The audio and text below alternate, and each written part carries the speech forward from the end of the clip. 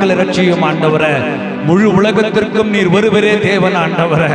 சர்வ சிருஷ்டிக்கும் பாத்திரராய் இருக்கிறவர், சர்வ சிருஷ்டியும் உண்டாக்கின தேவனாகிய கர்த்தர் நீர் ஒருவரே ஆண்டவரே.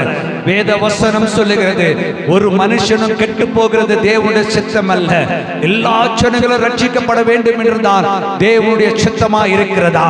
அதற்காக நாம் என்ன செய்யணும்? அவனுடைய பாதத்தில் ஒரு நிமிடம் கண்களை மூடி ஆண்டவரே, எங்கள் தேசத்தை நம்முடைய கரங்களுக்கு ஒப்பு கொடுக்கிறோம் அப்பா. எங்கள் தேசத்தை ஒரு விசை நிறைவு கூறுவீராக. எங்கள் பாரத தேசம் மிகப்பெரிய ஒரு தேசம் ஆண்டவரே. அநேக ஜனங்கள் வாழ்கிற ஒரு தேசம், அநேக மதத்தார் இருக்கிற ஒரு தேசம். அதே நேரத்தில் பக்தி உள்ள ஜனங்கள் அப்பா ஆண்டவரே, பக்தி உள்ள ஒரு ஜனங்கள் ஆண்டவரே.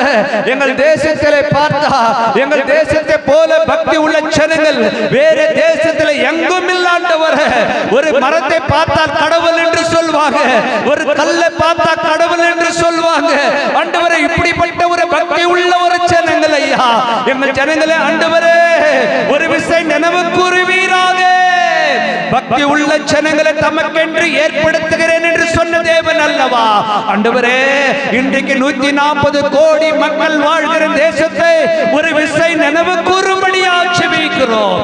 ஒவ்வொருவரையும் நினைவு கூறும்படி ஆட்சேபிக்கிறோம் ஐயா.